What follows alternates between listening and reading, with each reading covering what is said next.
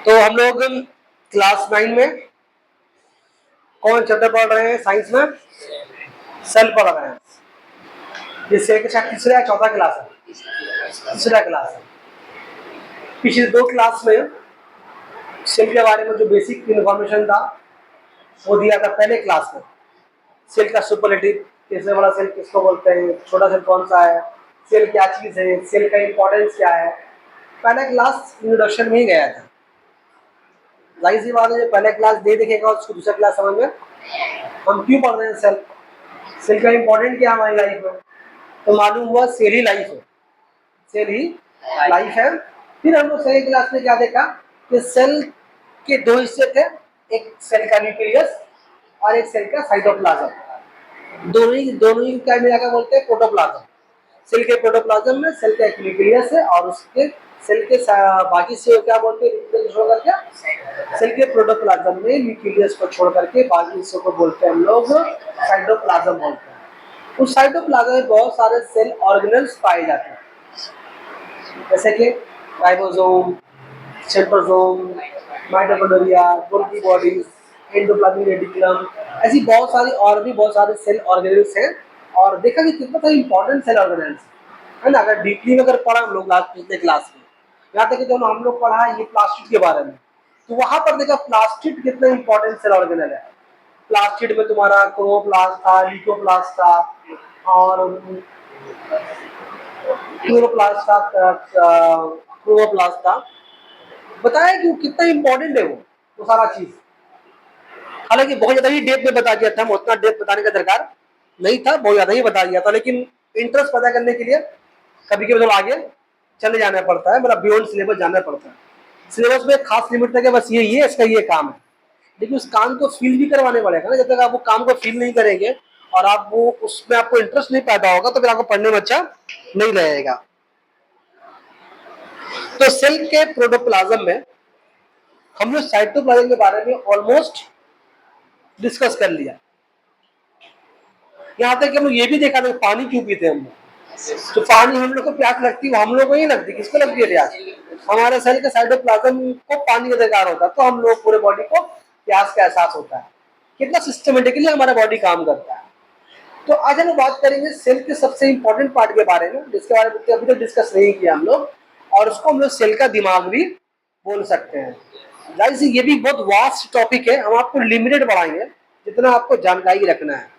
और ये सारा चीज जो पढ़ाए आपको पिछले 2 क्लास, आज से क्लास, ये आपको क्लास 10 में एक चैप्टर है सेल डिवीजन, वह फिर लगेगा।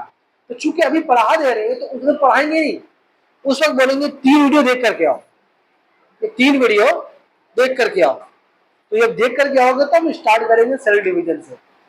इससे पहले क्या करते हैं, 10 में पढ़ाते थे, 9 में नहीं पढ़ाते थे, 10 में आके तीनों क्लास पढ़ाते थे। तो ये 3 क्लास वहां बचेगा 10 में, तो कुछ और पढ़ेंगे उसको हम। तो अभी 10 में दोबारा पढ़ाएंगे नहीं, यही वीडियो भेज देंगे दोबारा, पढ़ क्या पाएंगे फिर सुनेंगे उसमें, ठीक है। आज हम बात करेंगे सेल के न्यूक्लियस के बारे में। सेल का न्यूक्लियस को हम क्या बोल सकते हैं? सेल का दिमाग भी बोल सकते हैं। सेल के अंदर के सारे काम को कौन कंट्रोल करता है? सेल का न्यूक्लियस। सेल का न्यूक्लियस इंपॉर्टेंट भी पहले समझ लें। सेल के न्यूक्लियस में हमारा और आपका जेनेटिक मटेरियल छिपा हुआ है। मतलब सेल का जो साइटोप्लाज्म है जिसमें हमारे बहुत सारे सेल ऑर्गेनल्स है, वो ऑलमोस्ट हम लोगों के सभी के बॉडी के सेल के साइटोप्लाज्म में सेम होगा, एक ही जैसा होगा। थोड़ा बहुत हेर फेर के बिना पर कि किसी काम अच्छा कर रहा है, किसी काम थोड़ा कम कर रहा है, नहीं ऑलमोस्ट सब चीज जो हमारे बॉडी के सेल ऑर्गेनल में, वो आपके बॉडी के सेल के साइटोप्लाज्म में सेल ऑर्गेनल बिल्कुल सेम है, नंबर भी सेम है, फंक्शन भी सेम है। लेकिन वो क्या चीज है जो हमको और आपको इत्यादि हम लोग बैठे हुए यहाँ पर सबको डिफर कर रहा है? वो सब हमसे डिफरेंट है ना दूसरे से ना। आप उससे डिफरेंट है, आप उससे डिफरेंट है, आप उससे डिफरेंट है, हम आपसे डिफरेंट है। हर कोई जो बैठा हुआ यहाँ पर, हर कोई एक दूसरे से डिफरेंट है। वो डिफरेंट, ये इतना डिफरेंस कौन पैदा करता है? आप सोच के देखें इस दुनिया में कितनी तरह के कितने लोग पाए जाते हैं। अगर हिंदुस्तान के बारे में बात करें तो 140 करोड़ से ज्यादा आबादी है। अगर हर किसी का शक्ल देखेंगे दूसरे से मुख्तलिफ है ना। सोच के देखिए, मतलब 140 करोड़ से ज्यादा हिंदुस्तान में आबादी है और कोई भी एक दूसरे से बिल्कुल सेम नहीं है। यहाँ तक कि जो जुड़वा भाई बहन होता है ना, वो भी 100% सेम नहीं होता है, उनमें ही बहुत सारे फर्क पाए जाते हैं। तो ये जो सेल के साइटोप्लाज्म, सेल के जो प्रोटोप्लाज्म, जो न्यूक्लियस है, यही हमारे अंदर का डिफरेंसेस पैदा करता है। ये सेल के न्यूक्लियस से पाया जाने वाला जेनेटिक मटेरियल है, वो डिसाइड करता है कि हम और आप देखने में कैसे होंगे, हमारा रंग रूप कैसा होगा, हमारी आंखें कैसी होगी, हमारा हेयर स्टाइल कैसा होगा, हमारा आईब्रो, हमारा कान, हमारा स्किन कलर, हमारा हाइट, यानी कि हम कैसे, हमारा फिजिकली हम दिखेंगे कैसे, और इंटरनली हम कैसे होंगे, ये सारा काम कौन कंट्रोल करता है? हमारे सेल के पाए जाने वाला न्यूक्लियस, उसमें हमारा जेनेटिक मटेरियल बोलो छुपा हुआ है। जेनेटिक मटेरियल मतलब ऐसे बोले कि इनमें वो सारी खूबियां छिपी हुई है जो हमारे अंदर हमारे पेरेंट्स की तरफ से आती है। हमारे अंदर जो भी खूबियां हैं, शक्ल, सूरत, रंग रूप, जो भी हाइट, जो भी कुछ हम लोग करें, अच्छाई बुराई, जो भी कुछ है, तो कहाँ से हमारे पास आया? हमारे पेरेंट्स की तरफ से आया। वो सारी खूबियां हमारे पास हमारे पेरेंट्स की तरफ से आई है। इसी को बोलते हैं जेनेटिक प्रॉपर्टी। हम लोग बहुत हद तक अपने खानदान के, अपने माँ बाप से मिलते जुलते हैं, एकदम सेम नहीं मिलते जुलते, लेकिन बहुत हद तक हम लोग अपने खानदान, अपने माँ बाप, पप्पू, नानी, किसी से हम लोग मिलते जुलते हैं। आप अपने घर में सुनते होंगे, जब कोई बच्चा पैदा होता है, बड़ा होता है, तो ऐसे कभी कभी लोग बोल देते हैं तो बाप पे किया है, एकदम माँ पे, एकदम ननियाल पे चला गया, ददियाल पे चला गया। कभी ऐसे सुनोगे, माँ बाप ऐसे कैसे निकल गया, सुनते हैं ना? बात समझ में आ रही है? ये सारा चीज कहाँ छुपा होता है? हमारे सेल के न्यूक्लियस में छुपा होता है। यानी सेल में जेनेटिक मटेरियल पाया जाता है, उसमें आपके लाइफ का ब्लूप्रिंट छिपा हुआ है।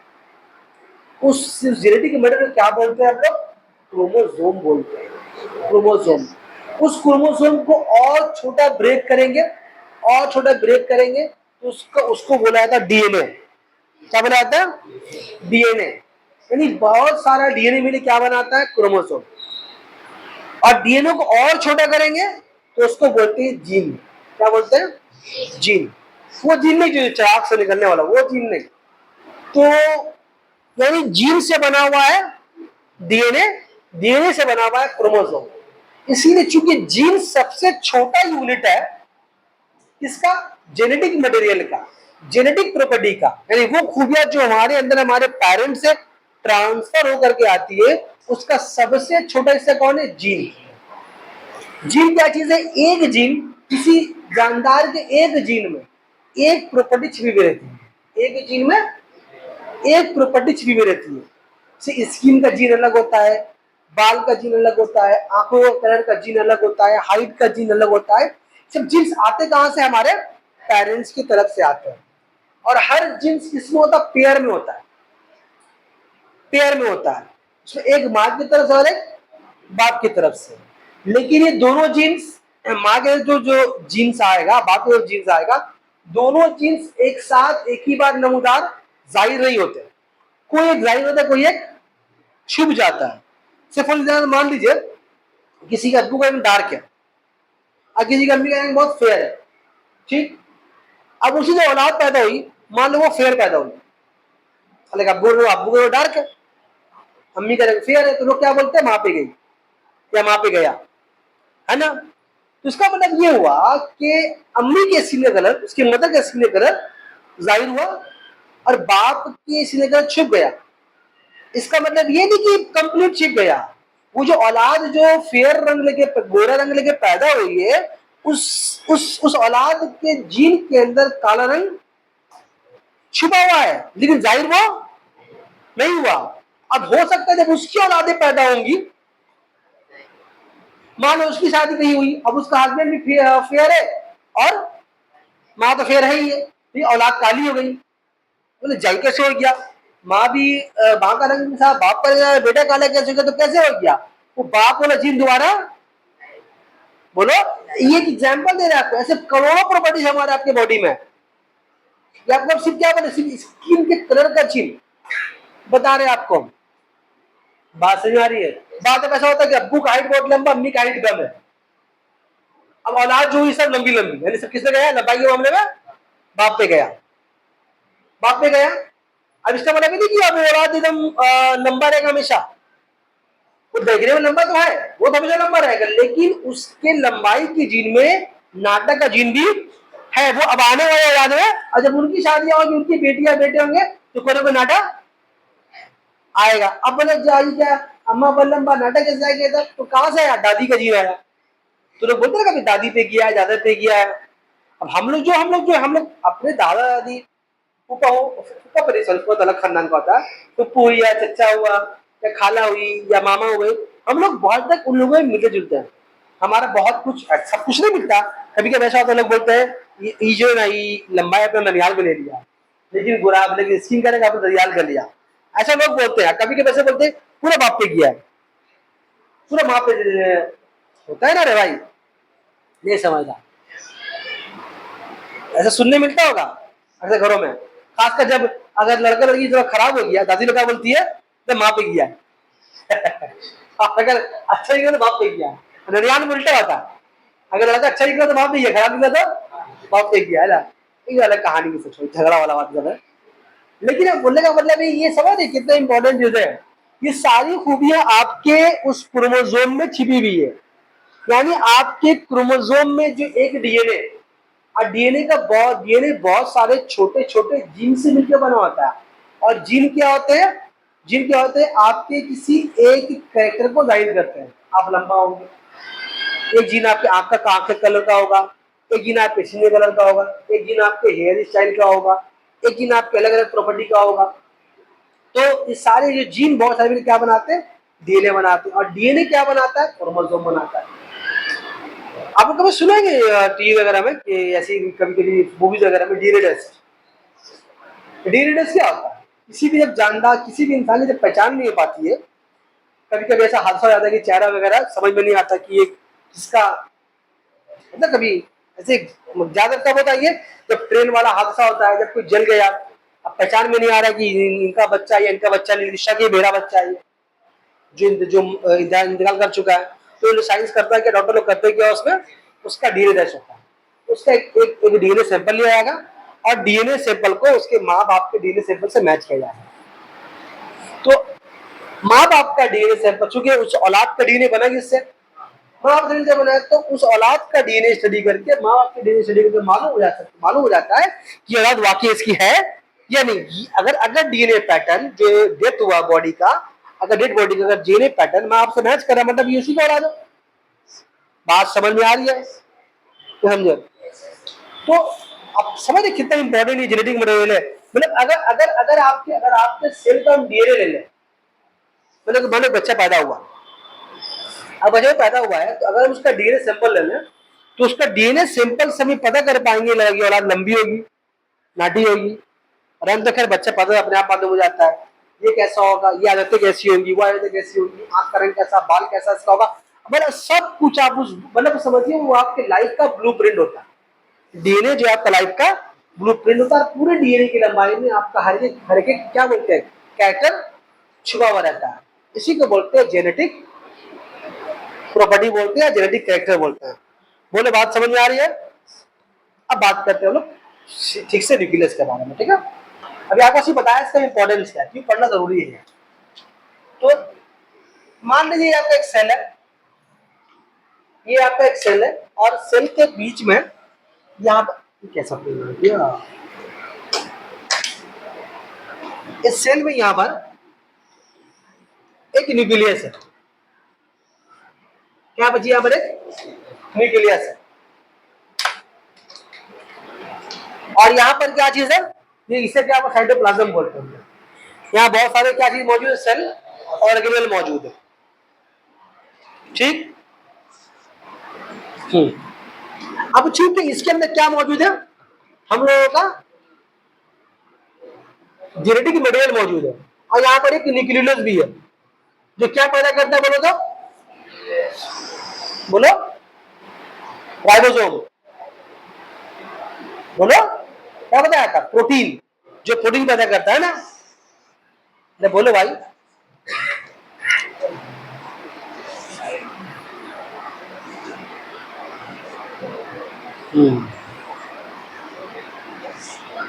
चलो तो ये साइटोप्लाज्म, ये न्यूक्लियस और ये न्यूक्लियस, जो क्या पैदा करता है? राइबोसोम। और वो क्या पैदा करता है? प्रोटीन पैदा करता है। इसी नाम भी क्या पड़ा था? प्रोटीन फैक्ट्री बोला था राइबोसोम। अब चूंकि ये बहुत इंपॉर्टेंट मटेरियल है, तो इसीलिए इसका पैकेजिंग भी अलग है। पैकेजिंग मतलब इसको सही सेफ्टी पैकेज किया गया, इसलिए कि यहाँ पर जो सेल ऑर्गन है वो भी तो इंपॉर्टेंट है, लेकिन वो सबसे इंपॉर्टेंट कौन है? ये इंपॉर्टेंट मटेरियल है। तो ये जो इंपॉर्टेंट मटेरियल है, इसका पैकेजिंग मतलब अलग अलग पैकेज भी जो किए हैं सेल के अंदर, वो अच्छे तरीके से अलग तरीके से पैकेज किए, क्योंकि ये इंपॉर्टेंट मटेरियल है। ये मटेरियल आके सेल के साइटोप्लाज्म में गड़बड़ के उलझ ना जाए, इसको अलग से एक पैकेट में बंद कर रखा गया। तो ये जो मटेरियल अंदर जेनेटिक मटेरियल है, इसके ऊपर झिल्ली है, एक बहुत ही बारीक पतली झिल्ली है। तो क्या बोलते हैं इसको? बोलते हैं हम लोग न्यूक्लियर मेम्ब्रेन। क्या बोलते हैं उसको हम लोग? यानी न्यूक्लियस से पाई जाने वाली झिल्ली, नाम उसका है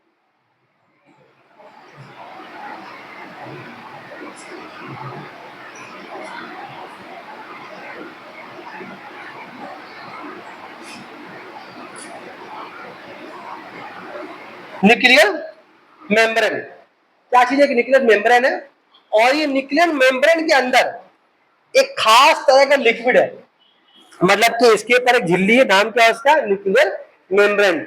और न्यूक्लियस के अंदर एक खास तरह का लिक्विड है, इसको बोलते हैं न्यूक्लियोप्लाज्म।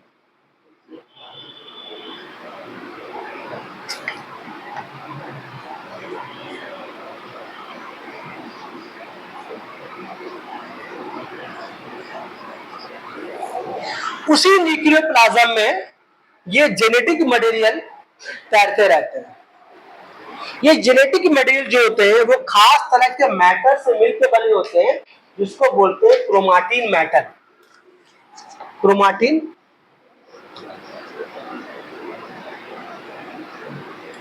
Chromatin matter. इसका अंदर एक खूबी है, क्या खूबी है? Self duplication.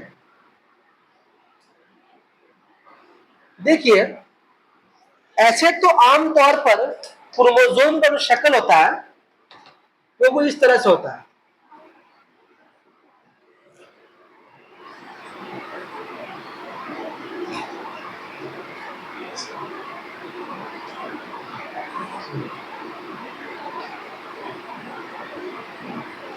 कुछ तरह क्रोमोसोम शक्ल का होता है, लेकिन क्रोमोसोम का ये शक्ल आपको आम कंडीशन में दिखाई नहीं देगा। नॉर्मल हालत में आपको ये क्रोमोसोम साफ तौर पर दिखाई नहीं देता। ये कब साफ तौर पर दिखाई देता है? जब खुलिया खुद को डिवाइड करने वाला होता है। देखिए, जो भी सेल दुनिया में पैदा हुआ है वो डिवाइड होता है, उसका नेचर ही है डिवाइड होना, तभी तो हमारे साइज में इतना बड़े हैं। अगर सेल डिवाइड नहीं हो जाता हमारे साइज में, कभी नहीं बढ़ते। तो सेल का एक खूबी है खुद को डिवाइड करना। जब भी कोई एक सेल पैदा होता है तो कुछ दिन तक वो मैच्योर होता है। मतलब मैच्योर होने का मतलब क्या है? सेल रहने में पैदा हुआ, वो तंदुरुस्त होगा, हट्टा कट्टा होगा, मजबूत होगा, फिर वो खुद को डिवाइड करके फिर दो नया सेल बनाएगा। फिर जो दो नए सेल बनेंगे वो कुछ दिन तक नॉर्मल रहेंगे, फिर एक होता है वो लोग भी डिवाइड होंगे, वो दो बनाएगा फिर वो दो बनाएगा, इसी सेल डिवाइड चलता रहता है। तो आम हालत में आपको ये न्यूक्लियस का जो मटेरियल ये आमतौर पर आपको दिखाई नहीं देता। ये कब साफ तौर पर दिखाई देगा आपको? जब खुलिया खुद को डिवाइड करने वाला होगा। बात समझ आ रही है? जब खुलिया खुद को डिवाइड करने वाला होता है, ये जो क्रोमाटिन मैटर का बना हुआ जेनेटिक मटेरियल है, ये खुलिये के तकसीम के दौरान या खुले में तकसीम होने वाला होता है, उस वक्त ये खुद की मिकदार को डबल कर लेता है। यानी इसको बोलते हैं सेल्फ डुप्लीकेशन। खुद के मुकाबले ये अब डबल हुआ। क्यों डबल होगा? क्योंकि एक सेल से दो नए सेल बनने वाले हैं। अब दो नए सेल का दो साइटोप्लाज्म, दो न्यूक्लियस, दोनों का ही जेनेटिक मटेरियल बनना है। तो होता है क्या? ये खुद को डबल कर लेता है और फिर दो दो जो नए सेल बनेंगे उन दोनों को आधा आधा बांट देता है। इसको और अच्छा समझिए, आप ये समझिए, हम लोगों के सेल के न्यूक्लियस में हम जितने भी लोग यहाँ बैठे हुए हैं, जितने भी इंसान है इस दुनिया में, सबों के सेल के न्यूक्लियस में कितने क्रोमोसोम होता है? हम लोग के सेल के न्यूक्लियस में 46 क्रोमोसोम है।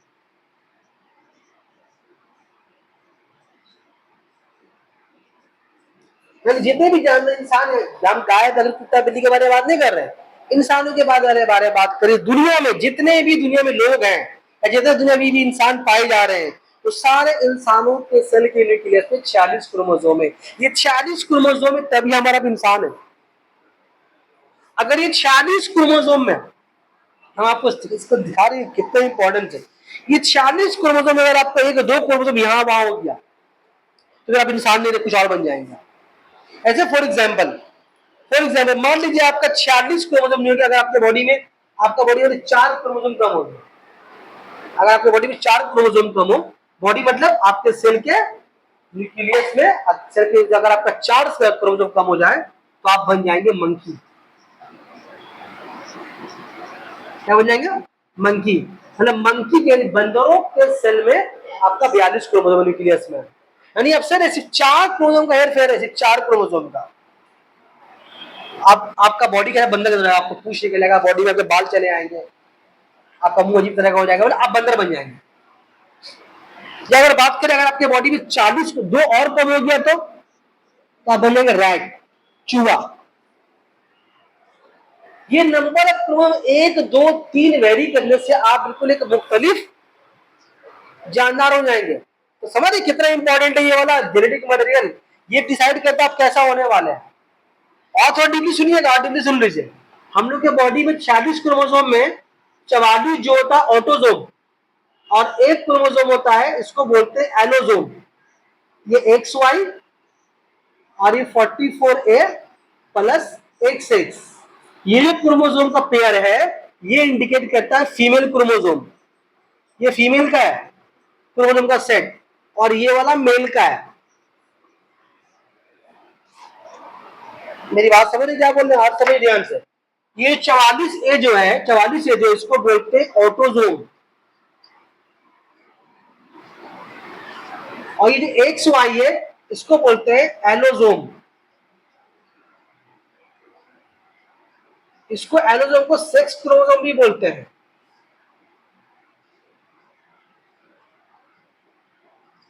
सेक्स क्रोमोसोम क्यों बोलते हैं इसको? क्योंकि ये डिसाइड करता है आप मेल है या फीमेल है।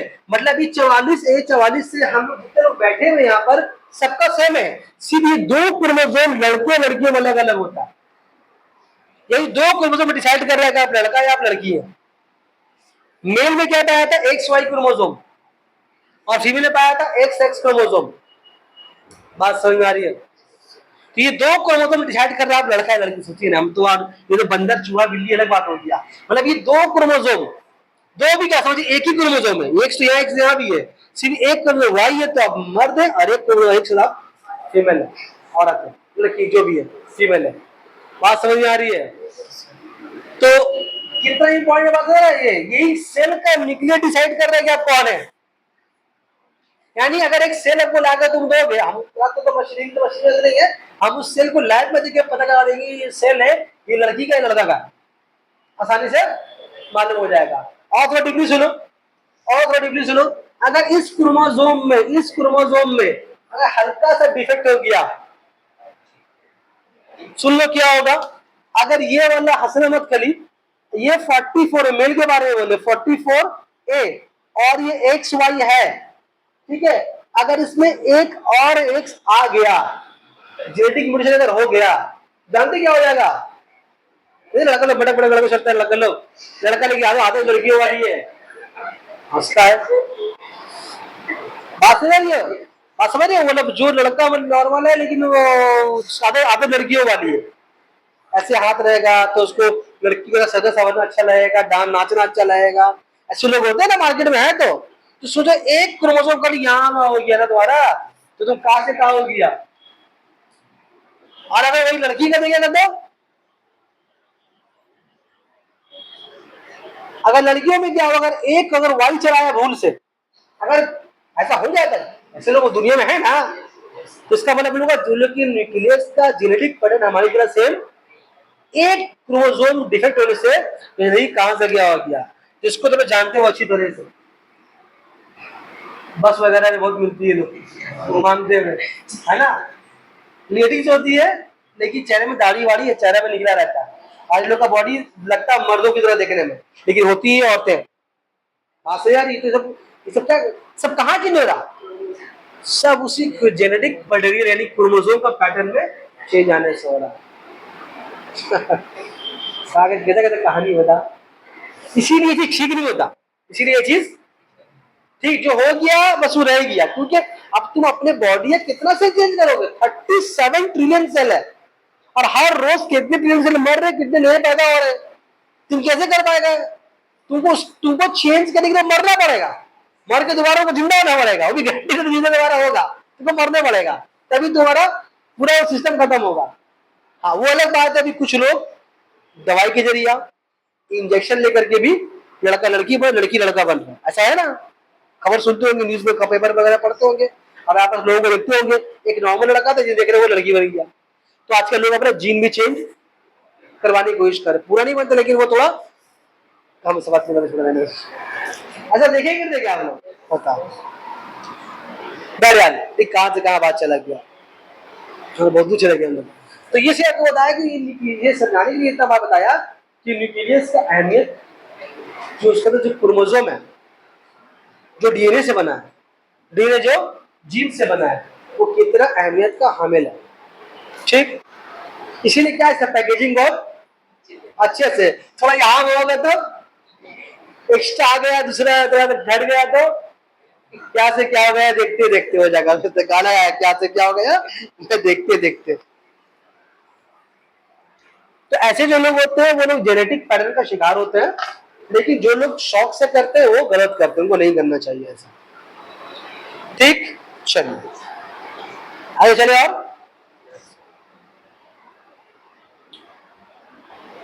और कुछ बचा न्यूक्लियस के बारे में देख ले पहले। और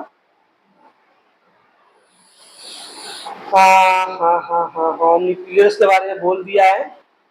हाँ मेम्ब्रेन के बारे में बोल दे, जो ये जो न्यूक्लियर मेम्ब्रेन है, न्यूक्लियर मेम्ब्रेन है ये डबल लेयर है। कैसा मेम्ब्रेन है ये? Double layer. और कैसा है? Semi permeable. सेमी परमेबल का मतलब क्या होता है कि कुछ चीजें पास हो सकती, कुछ चीजें पास नहीं हो सकती। वो इसीलिए कि सोचो सेल के न्यूक्लियस में जो राइबोसोम तैयार हो रहा है वो बाहर आएगा ना, बाहर का प्रोटीन पैदा करेगा, तो बाहर कैसे आएगा? तो पैकेजिंग में थोड़ा सुराख है, यानी वो मतलब सेमी परमेबल का मतलब होता है कि एक ऐसा सुराख जो कुछ चीजों को जाने दे और कुछ चीजों को जाने नहीं दे। ये सारी बात नोट करके लिखिएगा। उस बारी बारी सुराख को हम लोग क्या बोलते हैं? न्यूक्लियर पोर्स बोलते हैं। लिख ही देते हैं हम यहाँ पर, लिख ही देते हैं। ये डबल मेम्ब्रेन होता है,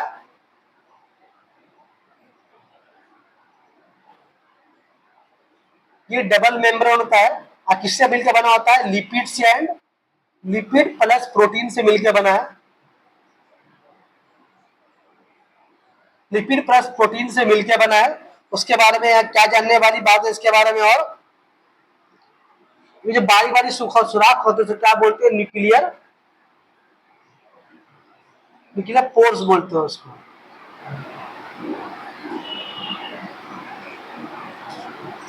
और कैसा ये सेमी, अभी हम इसके बारे में डिटेल में बात कर रही है, झिल्ली के बारे में बात कर रहे हैं। और यहाँ क्या बताया कि क्रोमोसोम कितना इंपॉर्टेंट चीज है, ठीक है। चलिए अब कहाँ डूबते हैं हम लोग, किसके डूबेंगे? अब डूबेंगे न्यूक्लियस के अंदर एकदम। न्यूक्लियस अंदर के बारे में बात करें तो क्या बताया आपको? क्रोमाटिन मैटर से, वो क्रोमाटिन मैटर से मिलकर बना है। ये क्रोमाटिन मैटर किससे मिलकर, फोटो ले लेंगे इसका, अब इसको मिटा के रहता है,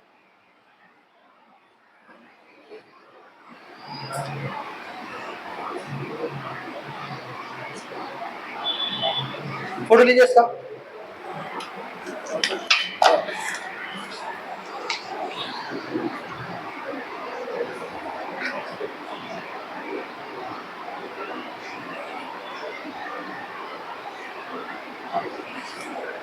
बोले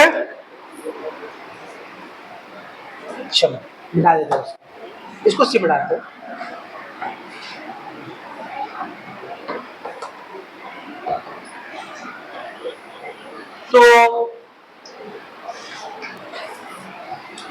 तो यहाँ पर जो देख रहे हैं, जो बनाया इस तरह से, हम इसको बोलते हैं, ये असल में क्रोमोसोम पता क्या बताया आपको? ये आपको आम कंडीशन में दिखाई कब दिखाई देगा साफ तौर पर आपको?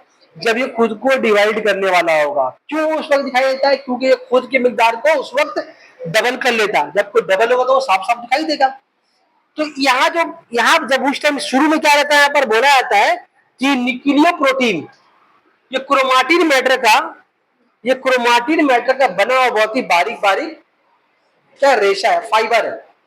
आम कंडीशन में ये क्या रहता है, क्रोमाटिन मैटर का बना हुआ बहुत ही बारीक बारीक फाइबर है, जो कहां पर तैर रहा है, न्यूक्लियस के अंदर मौजूद न्यूक्लियोप्लाज्म नामी लिक्विड में तैरते रहते हैं। कौन तैरते रहते हैं, क्रोमाटिन मैटर से बने हुए बहुत ही बारीक बारीक फाइबर रेशे, जो कि न्यूक्लियस के अंदर न्यूक्लियोप्लाज्म में आसानी से तैरते रहते हैं। उस जाल को क्रोमाटिन मैटर से बने हुए जाल को हम लोग क्या बोलते हैं, न्यूक्लियर रेटिकुलम। न्यूक्लियर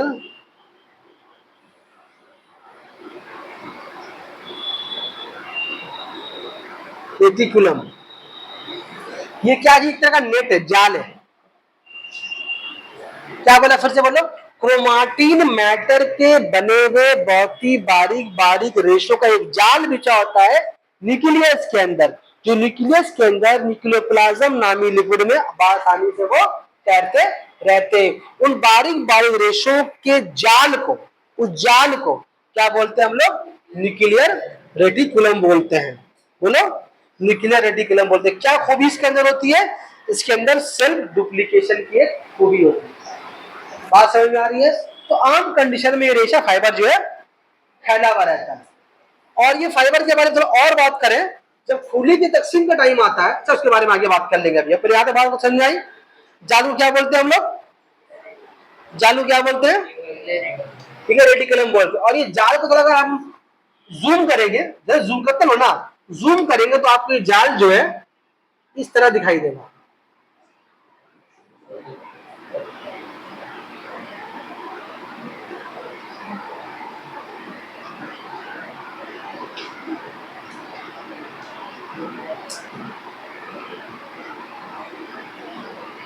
एक जाल बिछा हुआ रहेगा और वो स्प्रिंग की तरह पेच छाया हुआ रहेगा, स्प्रिंग की तरह इसमें पेच छाया हुआ रहेगा। ये आपको कैसे नॉर्मल दिखाई नहीं देगा, उसके लिए आपको कंपाउंड माइक्रोस्कोप चाहिए। तो ये जो पेच खाया हुआ रहता है, इस पेच खाने वाले खूबी को बोलते हैं क्रोमोनीमाटा।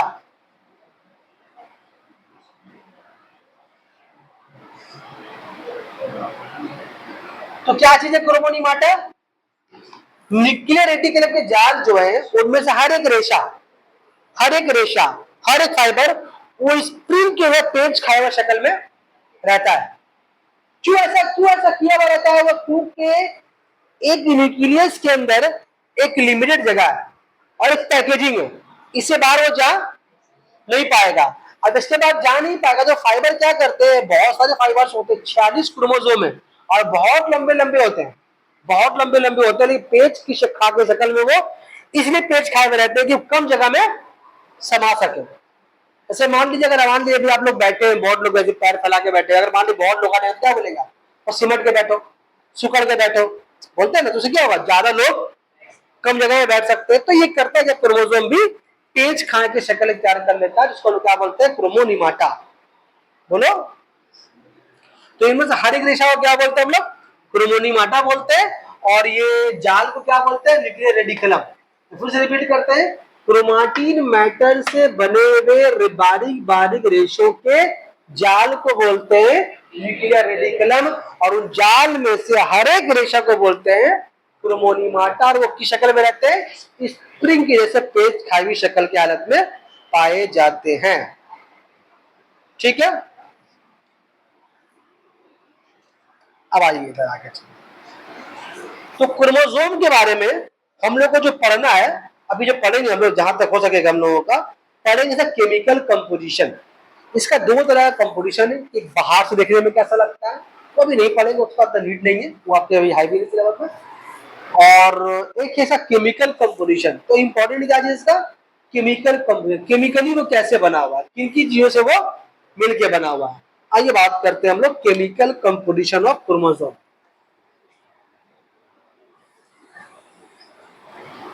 केमिकल composition of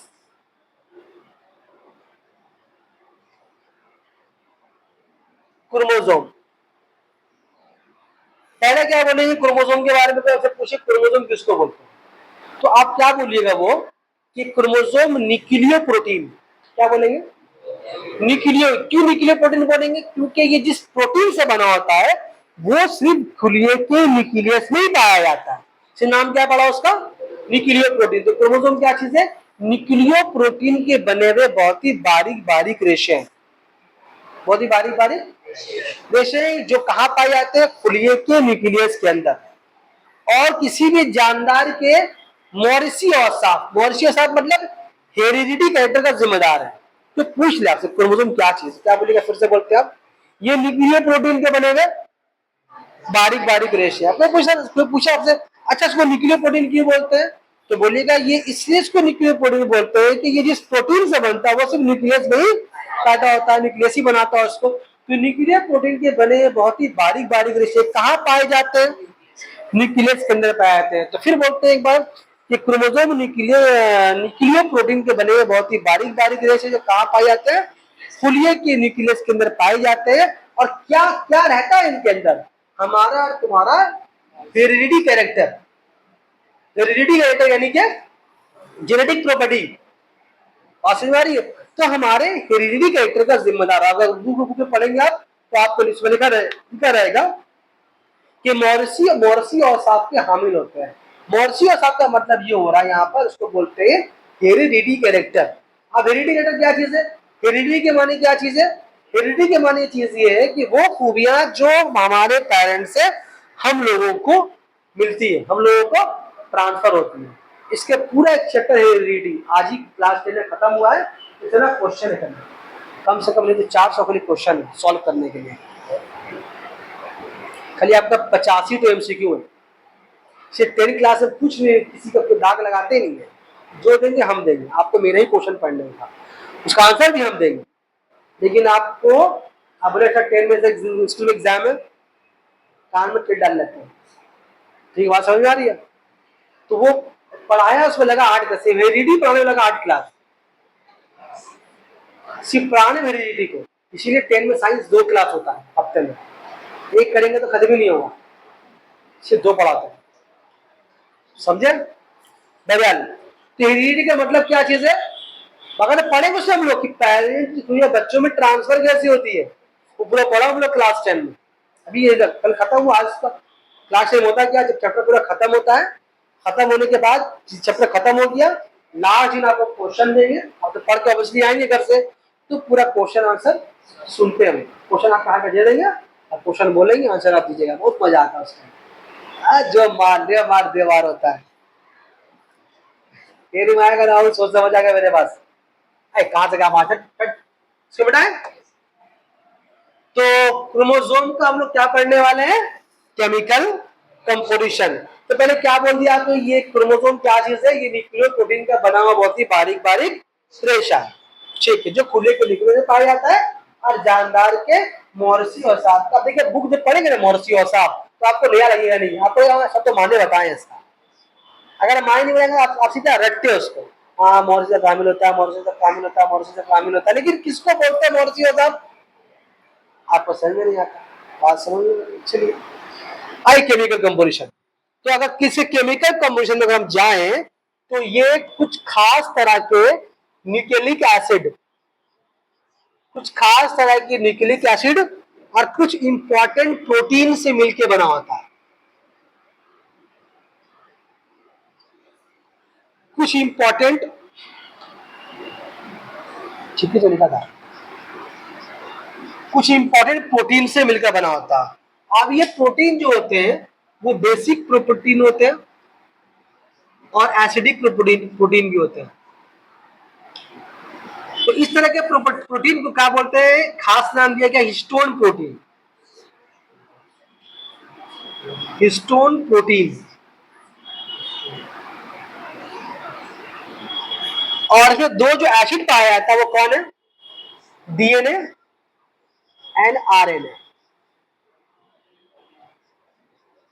यानी जो क्रोमोसोम है वो केमिकली 2 चीज से मिलकर बना हुआ है, न्यूक्लिक एसिड और प्रोटीन से। और क्या बोलते हैं उस प्रोटीन को?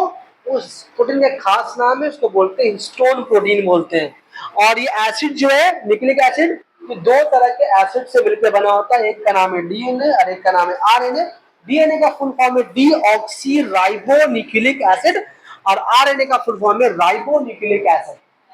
ये दोनों एसिड जो है हमारे जेनेटिक प्रॉपर्टी को कैरी करते हैं। कैसे देखिए, अब अगर पूरे क्रोमोसोम को ध्यान से अगर देखें तो उस पूरे पूरे क्रोमोसोम में पूरे क्रोमोसोम में 90% डीएनए है, 90% डीएनए और साथ में ऐसे कुछ बेसिक प्रोटीन है, साथ में कुछ बेसिक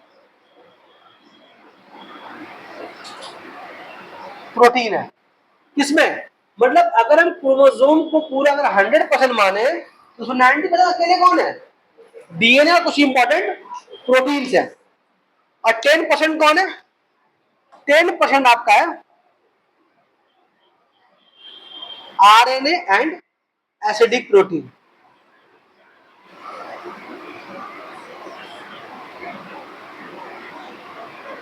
बोलो बात समझ में आई। तो पूरा क्रोमोसोम 90% डीएनए से बना हुआ है, बेसिक प्रोटीन से बना हुआ है, 10% किससे बना हुआ है, बोलो आरएनए और एसिडिक प्रोटीन।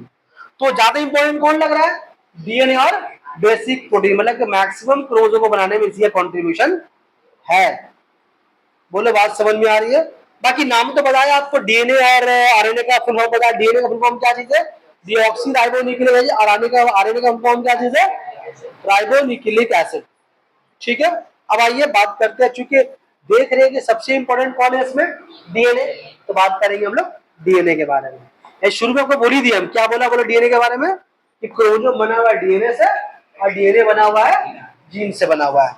अब बात करें डीएनए के बारे में तो क्वेश्चन आप याद रखिएगा, डीएनए का डिस्कवरी सबसे पहले किसने किया था, एक साइंटिस्ट नाम है Watson and Crick.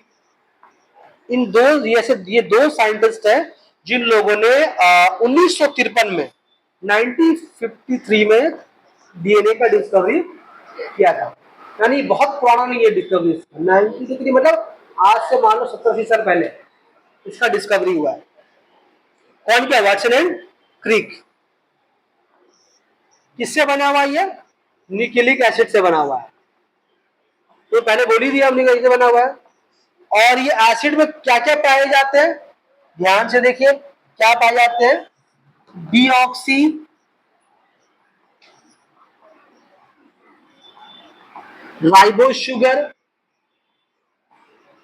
Deoxy ribose sugar, phosphoric acid, phosphoric acid, deoxy ribose sugar, phosphoric acid और नाइट्रोजन के बेस पाए जाते हैं, नाइट्रोजन के बेस पाए जाते हैं, नाइट्रोजन के बेस पाए जाते हैं। याद है आप लोगों को बताया था कि नाइट्रोजन के बगैर हमारे बॉडी का एक सेल भी नहीं बन सकता। बताया था कि नाइट्रोजन बहुत इंपॉर्टेंट इंग्रेडिएंट है जिसको हम डायरेक्ट ले नहीं सकते। वो हमारे बॉडी में आता कहाँ से, बोलो, मतलब वो पेड़ पौधे जरिए आता है। और उसमें कौन हेल्प करता है, छोटे मोटे बैक्टीरिया, इसमें नाम आया रिजोम बैक्टीरिया। कहाँ पढ़ाया था आपको ये, जब पढ़ा थे न्यूट्रिशन पढ़ा रहे थे, तो आप बताया था कि नाइट्रोजन बहुत इंपॉर्टेंट रोल रखता है। समझ रहे हैं, आपका जो डीएनए बन रहा है उसमें नाइट्रोजन के बेस शामिल है। अगर आपके बॉडी में नाइट्रोजन नहीं है तो नाइट्रोजन बेस नहीं बनेगा, नाइट्रोजन बेस नहीं बना तो आपका डीएनए नहीं बनेगा, डीएनए नहीं बना तो क्रोमोसोम नहीं बनेगा, क्रोमोसोम नहीं बना तो खुलिया नहीं बनेगा, मतलब आप ही पैदा नहीं होइएगा। आज समझ आ रही है। और ये इंपॉर्टेंट गैस दे कौन रहा है हम लोगों को, एक माइक्रोस्कोपिक कीड़ा जानवर जिसको हम देख नहीं सकते, तो पेड़ पौधे में वो सप्लाई कहां से कर रहा है, हवा से फिक्स कर ले रहा है। हवा में नाइट्रोजन का सबसे ज्यादा है, 78% है, लेकिन इसके बावजूद भी हमारा पूरा डायरेक्ट ले नहीं सकते। देखो बात कहां घूम रहा है, रोक लिया करो, आगे बढ़ जाइए। मतलब वो पिछला एक जब पढ़ाया, जब उसको रिलेट करेंगे ना तो अच्छा ये वाला इसलिए पढ़े थे, ये इसलिए है। जब साइंस को जोड़ के पढ़ोगे ना, लिंक करके पढ़ोगे, अच्छा वहां ऐसे इसलिए ऐसे हुआ था, तब तो साइंस पढ़ने में और ज्यादा मजा आता है। बाकी आप लोगों का खराब नसीब। अब ये नाइट्रोजन के बेस है ना बाबू, 4 तरह के नाइट्रोजन के बेस पाए जाते हैं, 4 तरह के। कौन कौन है वो, एक है गुआनिन,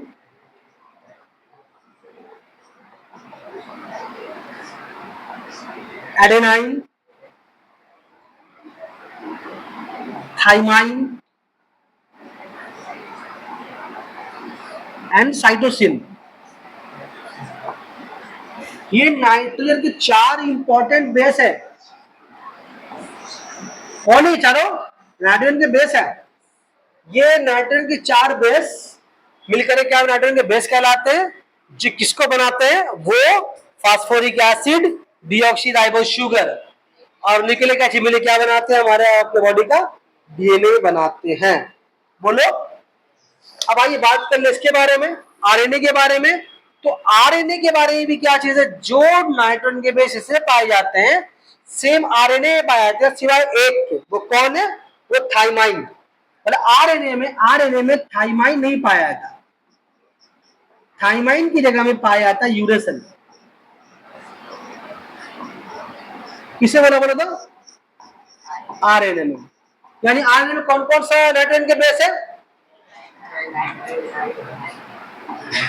ग्वानिन है, एडेनाइन है, साइटोसिन और यूरेसिल है।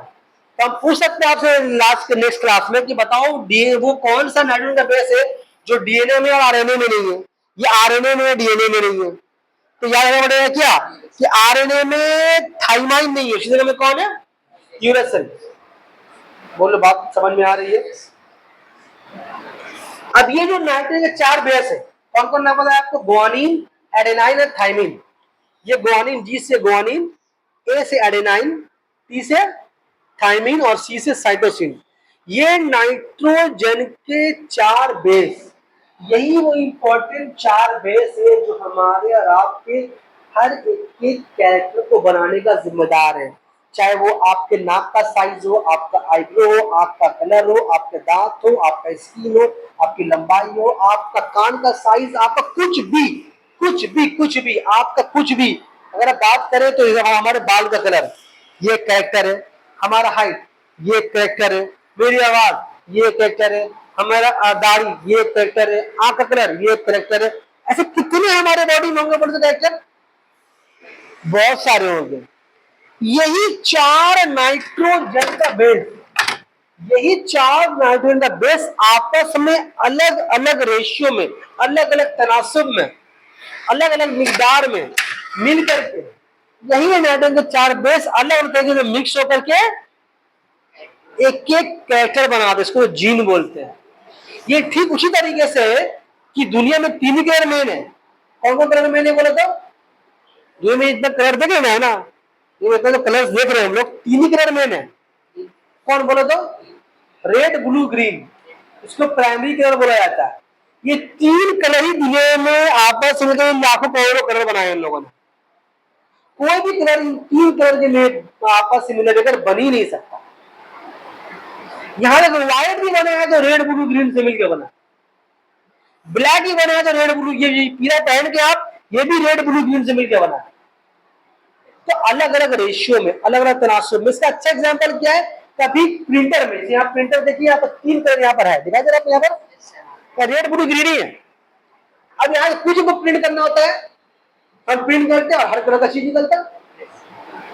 तो कहां से निकल रहा? उसी रेड ब्लू ग्रीन जो कलर है, वो प्राइमरी कलर, वो आपस में अलग अलग तरीके से मिलकर के एक नया कलर जनरेट करता है। देखिए बेसिकली कलर है कितना? बेसिकली 3 कलर है, लेकिन पैदा वाले बहुत सारे कलर। ठीक उस तरीके से कि है नाइट्रोजन के 4 बेस, लेकिन ये हर नाइट्रोजन के 4 बेस आपस में अलग अलग तनासुब मिलकर आपके अलग अलग प्रॉपर्टी को जाहिर करते हैं। और इसीलिए नाइट्रोजन के चारों बेस एक साथ मिलकर के जिस प्रॉपर्टी को जाहिर करते हैं, तो क्या बोलते हैं? वो जीन बोलते हैं। क्या बोलते हैं उसको? जीन बोलते हैं। इसी जीन को क्या बोला गया? Unit of heredity. मतलब कि जेनेटिक प्रॉपर्टी का यूनिट, यानी हर एक डीएनए, हर एक जीन एक खूबी को अपन कैरी किए हुए। और ये कैसे बनता है? नाइट्रोजन के चारों बेस के आपस में मिलने की वजह से बनता है। बोलो, बात समझ में आ रही है? कभी कभी लगता है लाइफ इतना कॉम्प्लिकेटेड है, कभी लगता है इतना अच्छा है। ऐसे बने हैं हम लोग, ऐसे हमारा बॉडी काम करता है। ठीक है, तो इससे ज्यादा आपको हमारा पढ़ाना मुनासिब अभी समझते नहीं है, ये आपको दरकार है, उसका नीड नहीं। अब अगर अब अगर जाकर आप सेल पढ़ेंगे और सेल में क्रोमोसोम को पढ़ेंगे, आपको सारा बात पढ़ने में बहुत अच्छा लगेगा। और ऐसे अगर बिना समझे पढ़ोगे तो पढ़ते पढ़ते क्या आता है, नींद। दो पेज पढ़ोगे आपको याद है, कहा लिखा हुआ समझ में नहीं आया, लेकिन अब तुम समझ के पढ़ोगे ना तो तुमको दो पेज और एक्स्ट्रा पढ़ने का मन करेगा। बात समझ में आ रही है? पहुंच कर दीजिए, काफी आज के लिए पहुंच कर दीजिए।